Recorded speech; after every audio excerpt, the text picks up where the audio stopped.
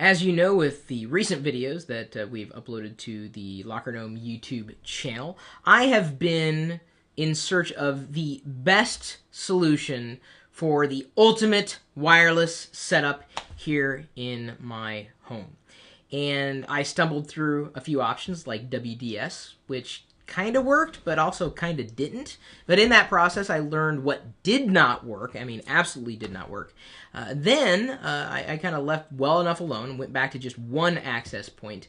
And I got an email, just a random email. It was just, I think it was about 3 or 4 days ago, from Dennis Klein, all the way from Germany. And he was suggesting something that he read inside the manual for the AirPort. And I happen to use a series of AirPorts in my home, just because I've had them around, and, you know, what am I going to do? I mean, I tried selling them, but no one really wants to buy them. Either way, just upgraded one of them to a newer version and then, you know, moved the other one on down the line. So I decided to take a look at his particular tip, even though I was kind of struck with, you know, the confusion. Because what he was suggesting, and he said it worked, was that I would set up each one of these AirPorts to broadcast and create its own wireless network under the same SSID, same channel, etc. It's like, what? That'll work? As long as each AirPort is connected in a wired capacity, and in my home, I do have wires running through the walls, and my routers, or bridges in some instances, are connected in a wired capacity. So they are connected, wired, not just wirelessly, and when they are connected in a wired capacity, you can set up the AirPorts to create a wireless network on each one, and there should be, theoretically, no interference. This has been said to work by some. It certainly worked for one person in my community. It also worked for me when I tried it. I was kind of shocked, actually. When I talked to Brandon Wirtz, you've met Brandon, no doubt. If you haven't seen that video in the channel, you should probably watch it. Brandon's like crazy geeky, like insane.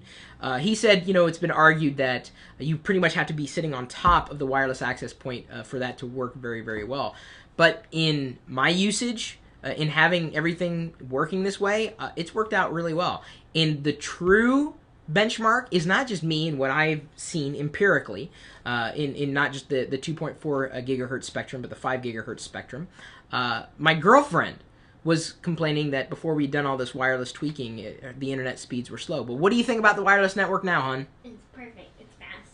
It's perfect. It's fast. You heard it there. She is not a geek at all. And she says that it's now working well. So I'm going to go ahead and turn on a wireless mode here, create a wireless network inside the AirPort software, name it the same thing as I named the other wireless network, live.perillo.com. I could allow the network to be extended, sure. Radio mode, automatic should be fine. Radio selection, radio channel selection, let's go manual edit, channel 11. And the 5 gigahertz channel I have set up is 157. That is the other, I have two AirPort Expresses, or I'm sorry, two AirPorts that are capable of broadcasting in that channel. WPA personal for the wireless security key. And, let's see here, I think that's about it. That's all I needed to do.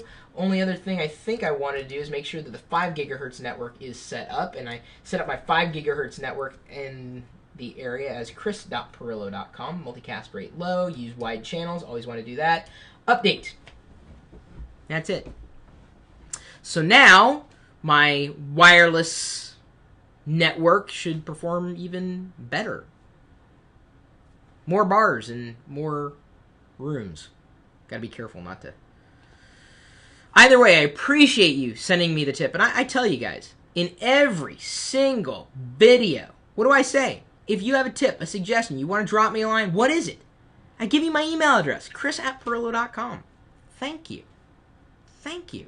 Believe me, I listen. Can't answer every single question you throw at me, but believe me, I'm listening. And your tips definitely work as soon as I realize, oh, yeah, hang on. I've got to turn this into bridge mode. My bad. Internet, connect using connection sharing off bridge mode. There we go. By the way, the reason why I have to switch it back to bridge mode there, cute story.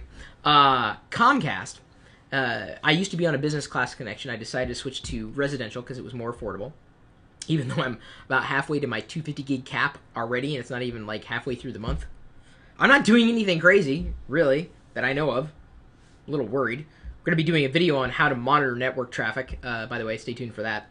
Brandon's going to come over, bring over one of his tools to better demonstrate how I'm just using all my bandwidth. Either way, they flipped a switch. They saw that I was no longer paying business and turned me off. So I was like offline effectively for about 24 hours before they realized, oh, you're paying residential now. We can turn you back on. And I'm grateful that they did. But for that day, the only connection I really had other than 3G was the connection I usually use for the live video feed, which is the DSL connection here inside my home. So I basically swapped out the router up here, or one of the airports here, to connect and help me use the DSL connection. Which, let me tell you, running the live video feed and then trying to surf the web at the same time was just painful. Not recommended for anyone. It's one of the reasons why. Sorry, not recommended for anybody. If I slurred my words there. I'm glad I have the second connection.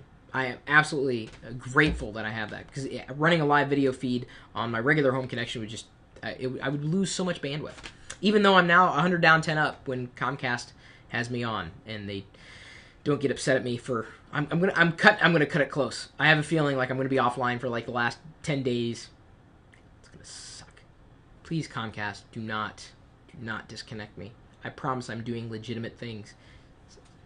I'm addicted to Twitter. You can find me there at Chris Pirillo. Facebook.com/Chris Pirillo. Google Plus.